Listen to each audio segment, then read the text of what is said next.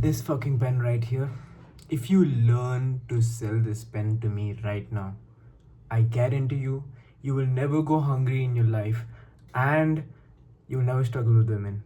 Okay? The simple reason is because the way you persuade people is a skill, right?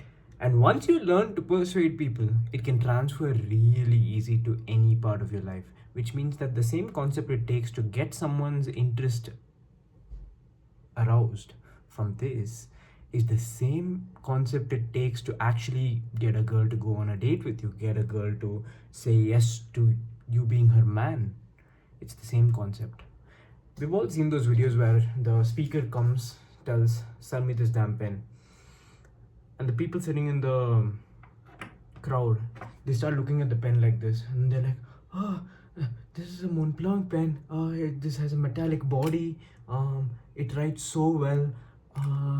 This is a very well-known brand. And then the speaker just rudely takes away the pen like this. That fucking shit irritates me, right? Why the fuck do you have to snatch the pen away? Can't you just say, okay, stop, this is how you're not to do it? I hate that shit, right? So sell me the pen is actually an analogy to see your skill as a salesman. You never ever should start talking about the product right off the bat. Start pitching about, oh, this is what we do, this is why the pen is important. Nah, none of that stuff. We are going to use tools that you have probably never heard of, tools that probably look counterintuitive to you, that you're like, what the fuck? Like, I didn't expect selling to be this way. My idea was selling is that, hey, listen, this is a pen. Do you want pen? Okay, cool. Here's a pen.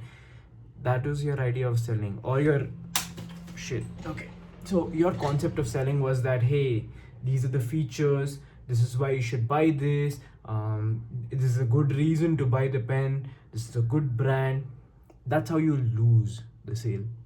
Okay. If that's your idea of pitching right now, guaranteed never gonna close, right? After the end of this video, you're going to open your eyes and tell me, wow, this is different from whatever I thought it was, right? Whatever I thought of selling, completely different to what it actually is, right?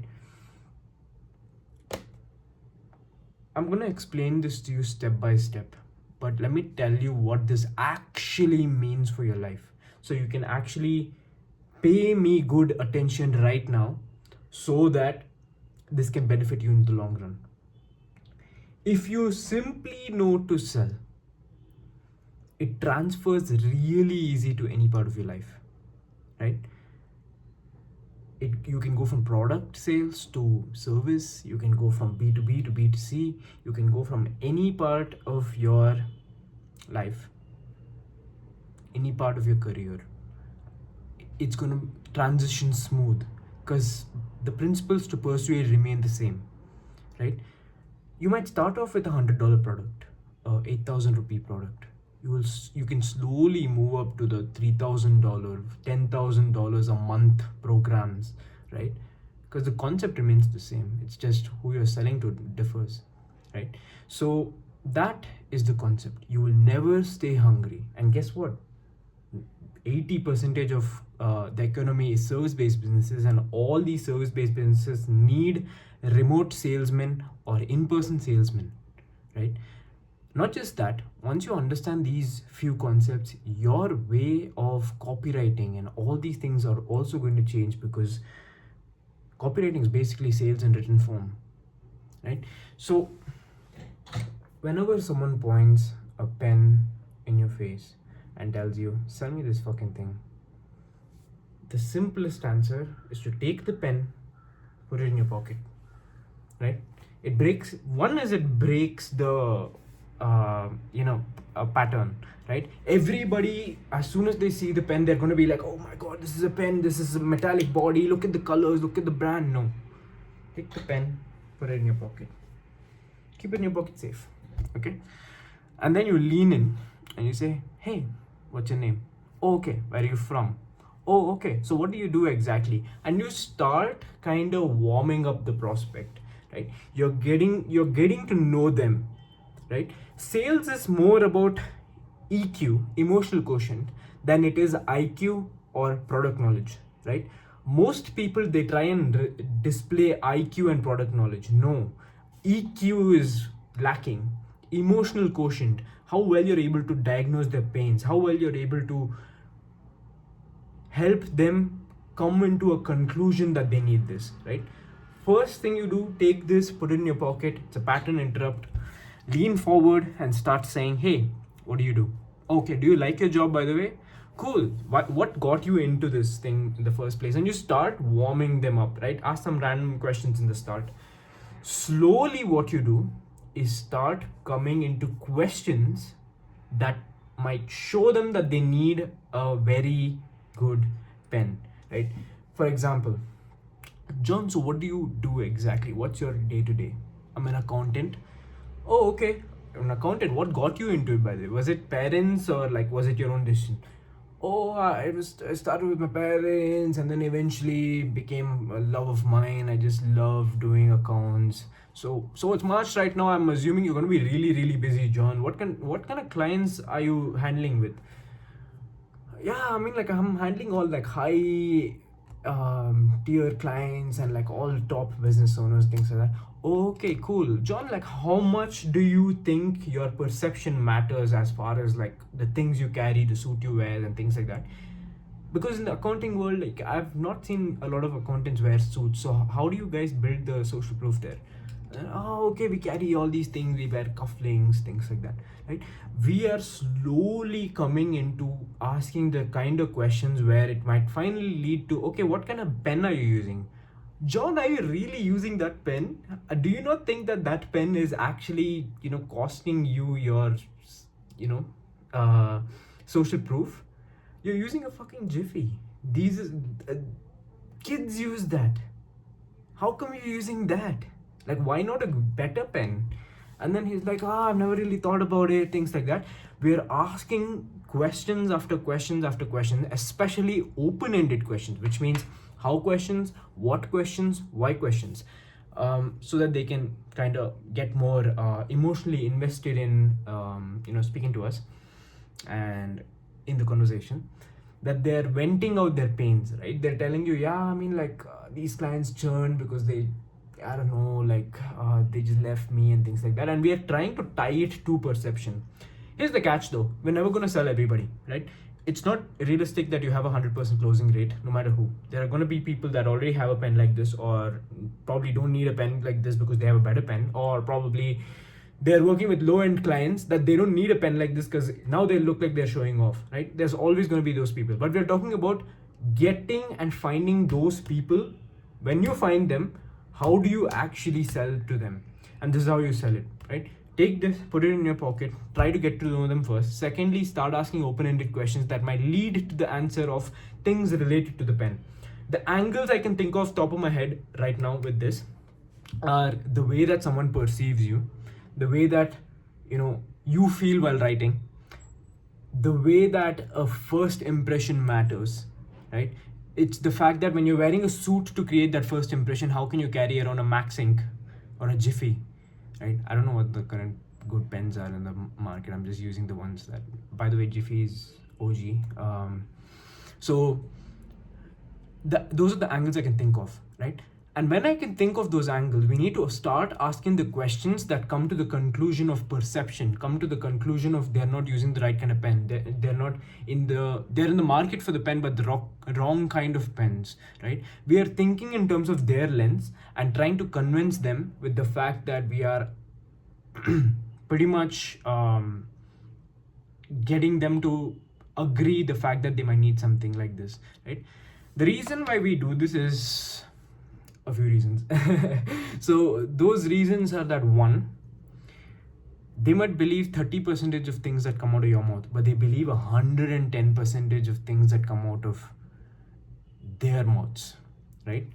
You can tell them that, yeah, this is the best pen, bestseller, this, that. You could be lying to your teeth, and probably the last 5 guys have done that.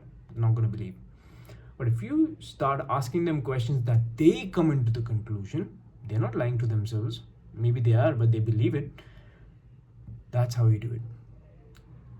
Now let me show you how this translates so easily into dating, right? We're not telling her, hey, listen, I'm a this thing, I bench 110 kgs. Oh my god, I run a business, like I do jiu-jitsu, like look at my curls, like no one cares. She doesn't give a fuck. Don't bore her. Ask her the questions. Ask her questions where she has to tell you why you're attractive. Hey, you're such an attractive girl, by the way. I'm sure guys hit on you all the time. Tell me, tell me something, right? Um, all these guys asking you out on dates.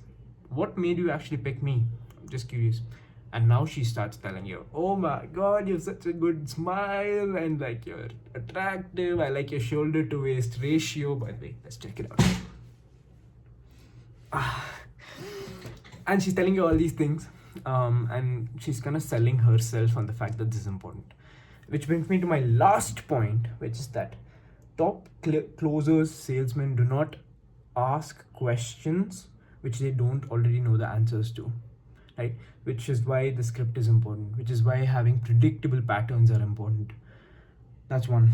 Lastly, you never ever make the final ask of, hey, listen, are you ready to buy this? You never say that without actually knowing the fact that yes, they're gonna say yes, right?